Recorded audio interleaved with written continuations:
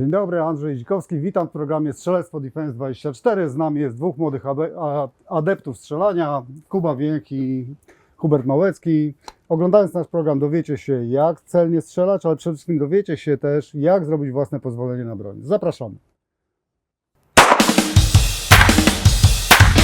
Andrzej Dzikowski, instruktor strzelectwa policji z 20-letnim stażem. Przeszkolił strzelecko kilkanaście tysięcy funkcjonariuszy. Współzałożyciel jednego z największych stowarzyszeń strzeleckich. Nieprzerwanie zajmuje pierwsze miejsca w rankingu rocznym sekcji strzeleckiej Legii Warszawa. Jak sam mówi o sobie, ma ogromne szczęście, że w życiu robi to, co kocha. Cześć. Cześć. Słuchajcie, to tak, nie jesteście pierwszy raz na strzelnicy, ale z grubsza, tak przypominam, wpisujemy się najpierw w rejestr pobytu na strzelnicy, więc jak macie dowody przy sobie, to od razu te kwestie formalne ogarnijmy. 17 dzisiaj jest, wpisujemy się. Humory są? Oczywiście. Trzeźwi? Jak zawsze. Trzeźwi. No to dobrze.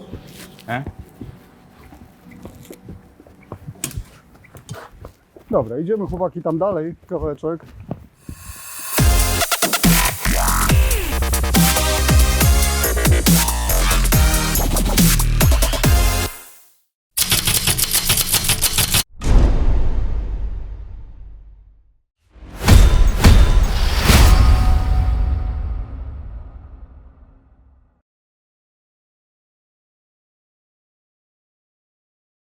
Sejfy na broń Hartmann Tresore.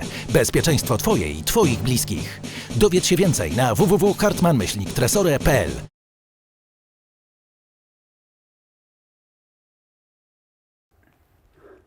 No dobra, chłopaki, więc tak, z tych najważniejszych rzeczy weszliśmy na strzelnicę. Wiem, że nie jest to wasz pierwszy raz, ale jakbyście sobie tam na szybko przeczytali ten regulamin, ale pamiętajcie, na strzelnicy słuchamy kogo? Prowadzącego strzelanie. W tym przypadku to jestem ja i wszystkie moje komendy macie obowiązkowo wykonywać. Dobra? W trakcie oczywiście możecie pytać, wiecie, ale nie róbcie niczego samemu. Stosujemy na strzelnicy ochronniki słuchu i wzroku. I ja wam przygotowałem dzisiaj słuchawki, moim zdaniem bardzo fajne, ja też sam z nich korzystam. Peltora. Jedne są aktywne, drugie pasywne. W trakcie się zmienimy tymi słuchawkami, to znaczy wy się zamienicie, a ja zostanę w tych aktywnych, żebyście zobaczyli różnicę. O tyle fajne są aktywne i warto w nie zainwestować później, jakby wam przyszło do głowy się bawić, że będziemy się doskonale słyszeć, pomimo tego, że będzie strzelane. Dobra, okulary też obowiązkowo i to dobre okulary, nie jakieś tam marketowe, ja fajne okulary wam dzisiaj przygotowałem. Nie wolno broni kierować w żadną inną stronę niż kulochwyt. Owszem, strzelnica jest do tego przygotowana, bo jak widzicie po ścianach ona dostaje tam ciężkie obrażenia z prawej i lewej strony, czasem w ziemię. Ona to wytrzyma, ale tego co do zasady robić nie wolno. Dobra? Staramy się cały czas, żeby lufa patrzyła w stronę kulochwytu. Nie wolno wchodzić na oś strzelecką, czyli przed stanowiska strzeleckie w trakcie, kiedy się odbywa strzelanie. My sobie dzisiaj wejdziemy na tą oś, ale tylko dlatego, że będziemy tam realizować trening bezstrzałowy, co za chwilę będziemy robić, nie? Czyli pod moim nadzorem na sprawdzonej broni, wchodzimy sobie tam na teren osi. Jak widzicie, nie ma tutaj poza nami nikogo dzisiaj, bo jest bardzo rano. Dobra, chłopaki, więc tak, idziemy sobie, słuchajcie, pomalutku na oś.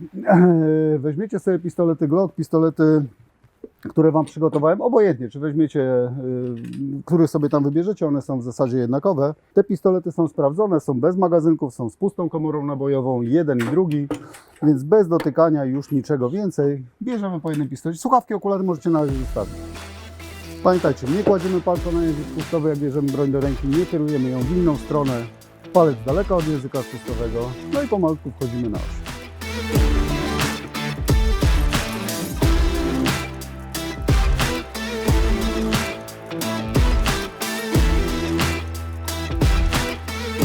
Sam kulochwyt, bo to też ciekawa sprawa, nie każdy wie, jak tak naprawdę kulochwyt wygląda, taki na strzelnicy zamkniętej, bo na odkrytej, no to na pewno widzieliście, wał ziemi, to nic nadzwyczajnego i w tą ziemię się strzela, natomiast na tej strzelnicy, w tym przypadku jest to takie płyty semagu, czyli takiej gumy sprasowanej, najprawdopodobniej z opon samochodowych odzyskana, no się tam miele i tak dalej, ma bardzo dużą wytrzymałość, ale za tym, żeby było bezpiecznie, to jeszcze jest stalowy kulochwyt, czyli takie ułożone jak żaluzja, ułożone tak płyty stalowe, które każdy pocisk, który odbije, zbijają do dołu i tam wpada do skrzynki, później się to wszystko wyciąga, odzyskuje i tyle. Czy jest jeszcze recykling? Jest recykling, jest. Staramy się, żeby w miarę możliwości jak najwięcej tego materiału stąd odzyskać, nie zanieczyszczać tego środowiska. Chłopaki, stajemy sobie metr od ściany, Sprawdzimy broń, ja stoję za waszymi plecami. Ja wam mówiłem, że jest sprawdzona, ale warto było, żebyście też byli pewni, że jest. Czyli patrzymy tam gniazdo magazynka, nie ma magazynka. Patrzymy do komory nabojowej, też nie ma. Zrzucamy zamek, strzał kontrolny do kulochwytu. I teraz palec z języka, można się do mnie odwrócić. Dobra, żeby nam się łatwiej pracowało, panowie, ja też wziąłem swój pistolet. Mój pistolet jest bezpieczny, jest bez magazynka, jak widzicie jest z pustą komorą nabojową i pistolet nie strzela, więc jak będę coś wam tam prezentował, to się nie ma czego obawiać, bo pistolet jest bezpieczny. Dobra, panowie, pamiętamy coś z poprzednich zajęć? Generalnie tak, mamy 6 elementów skutecznego strzelania. Pierwszym elementem jest prawidłowa postawa strzelecka, tak?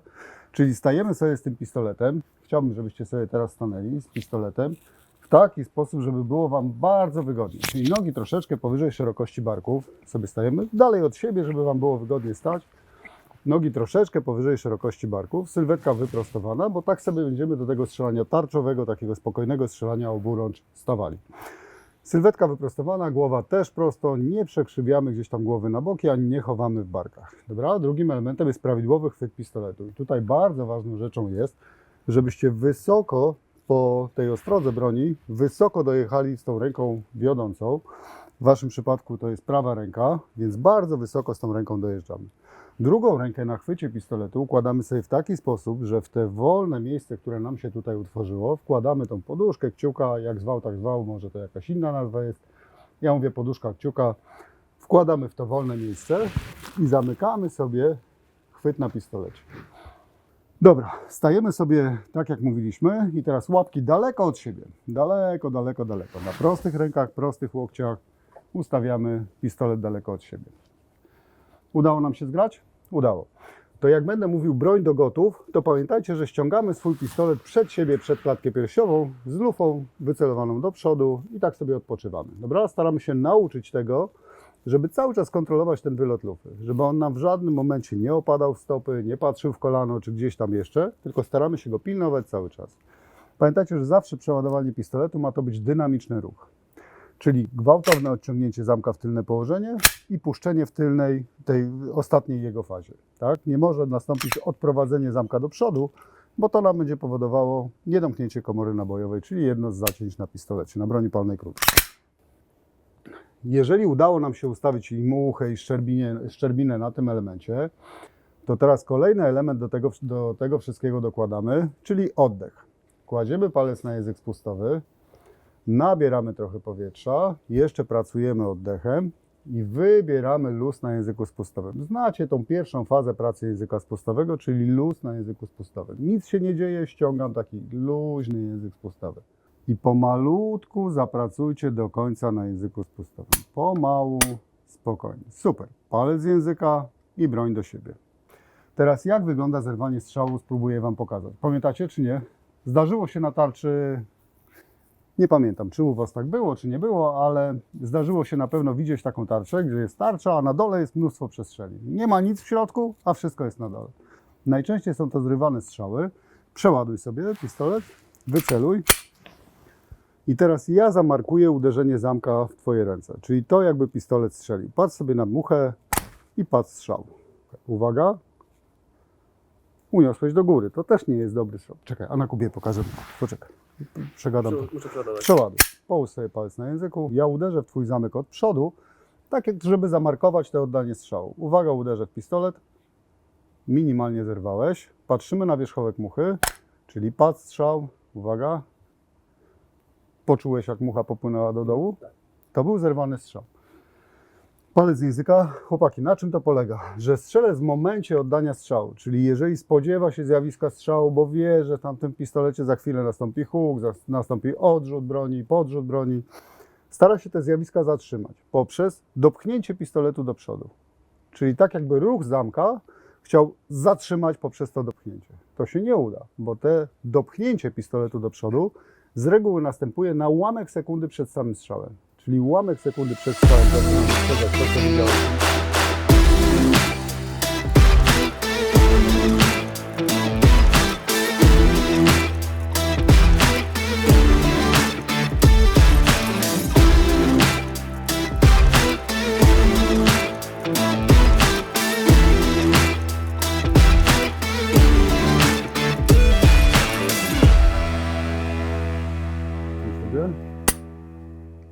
strasznie mocno nam się to zatrzęsło. Postaraj się to uspokoić. Zobacz, gdybym postawił tu łuskę, to ty masz tak zapracować na języku spustowym, żeby nam łuska nie spadła. Bardzo dobrze.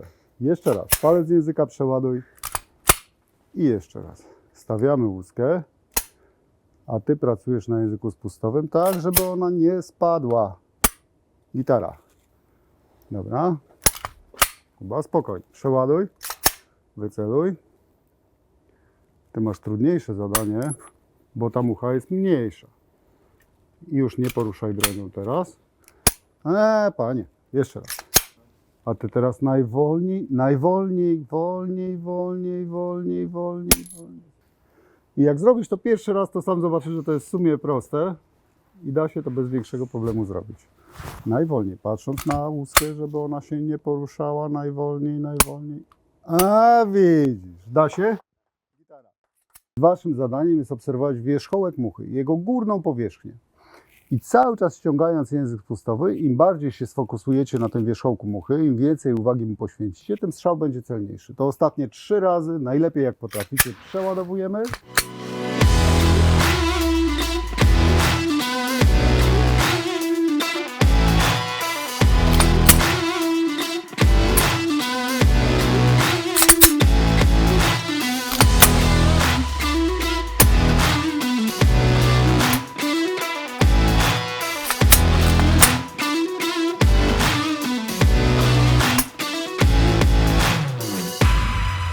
Dobra, chłopaki, wieszamy sobie tarczę.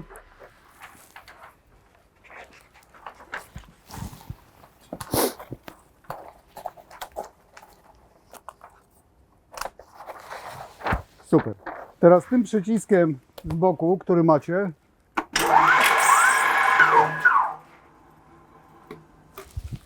dobra, zaczynamy od założenia okularów, słuchawek.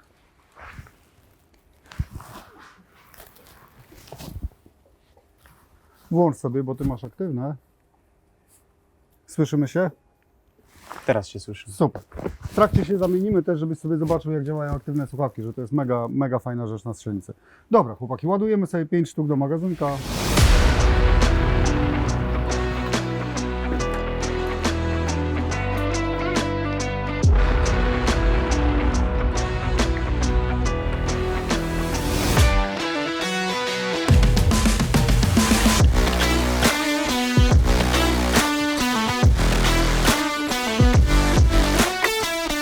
Ok, chłopaki, odkładamy magazynki, bierzemy broń do ręki, wyjmujemy flagę.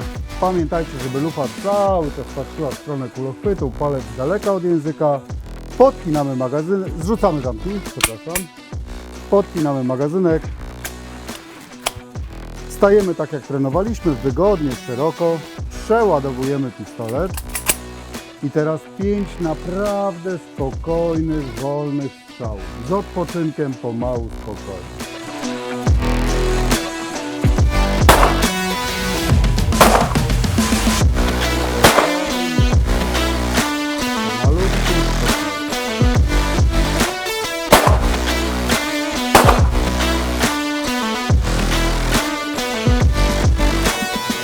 Jak odpoczywamy, pamiętajcie, żeby palec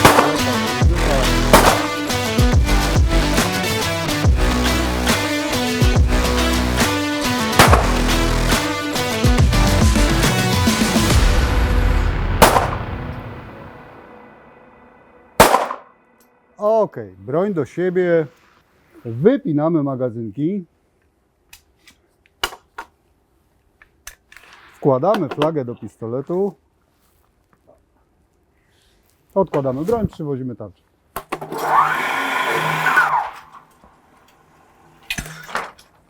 Bardzo dobrze, na razie nie zdejmuj, dobra? My będziemy do tej samej kartki strzelać, bo szkoda papieru.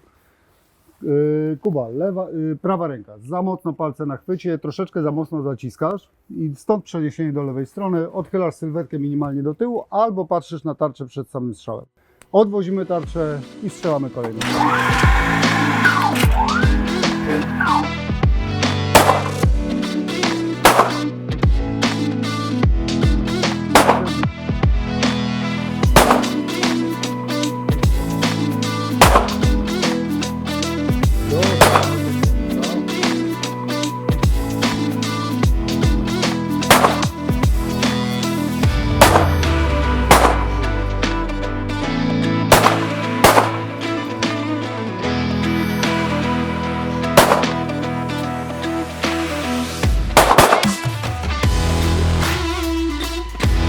Chcielibyście sobie w przyszłości zrobić swoje pozwolenia?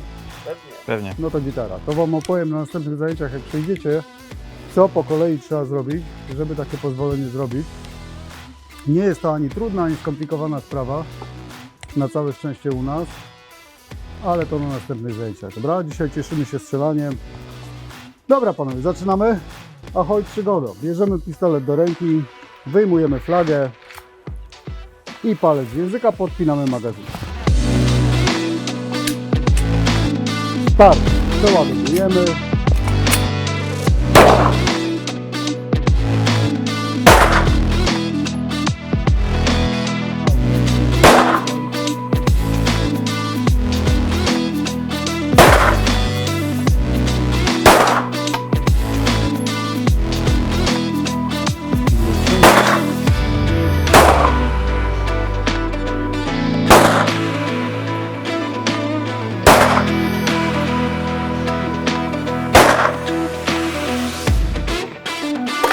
Pewnie jesteście ciekawi, co tam się nawyrabiało.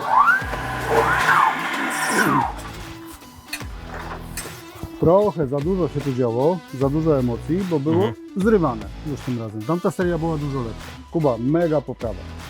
Fajnie, stabilnie, już zaczęło nam się to grupować tu, gdzie powinno. Z każdym kolejnym strzelaniem będzie się coraz bardziej zbliżało do siebie te przestrzeliny, a finalnie przesuniemy sobie to wszystko tak, że będziesz trafiał w dziewiątki, dziesiątki bez żadnego problemu. No dobra. No dobra.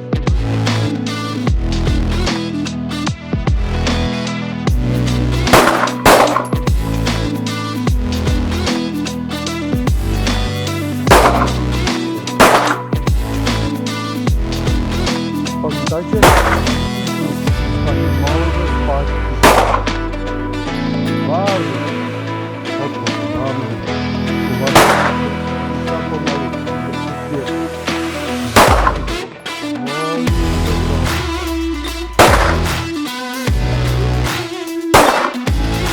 Ok, rozładuj, czyli wypinamy magazynki, wkładamy flagę do pistoletu.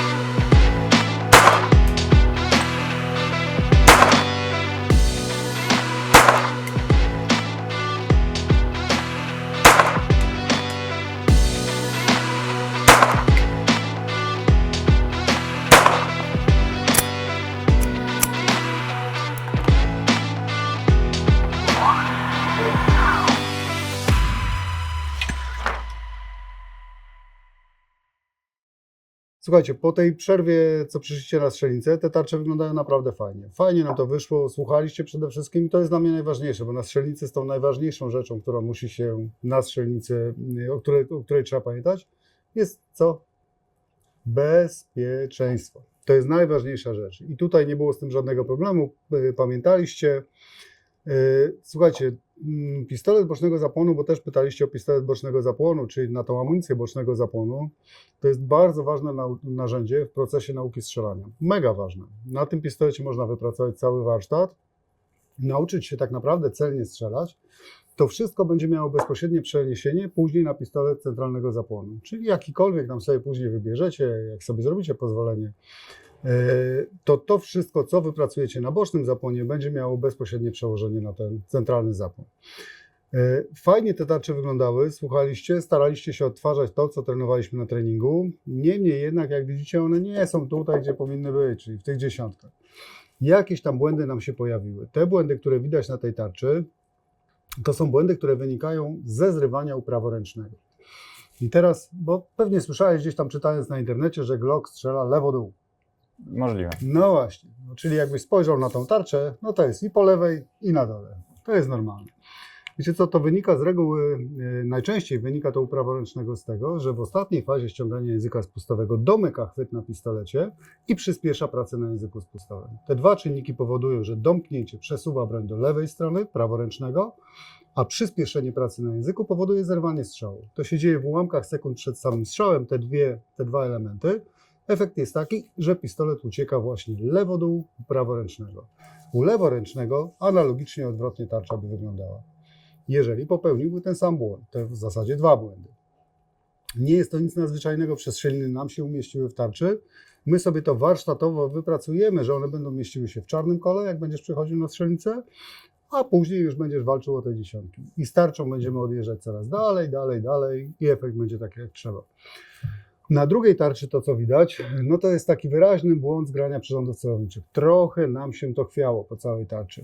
Czyli w zasadzie pilnowałeś muchę, ale może to być czynnik zdenerwowania, gdzie troszeczkę ręka drżała. Starałeś się utrzymać na dobrej wysokości muchy ze szczerbiną, bo to widać po tarczy, więc one tam są na dobrej wysokości w górnej płaszczyźnie.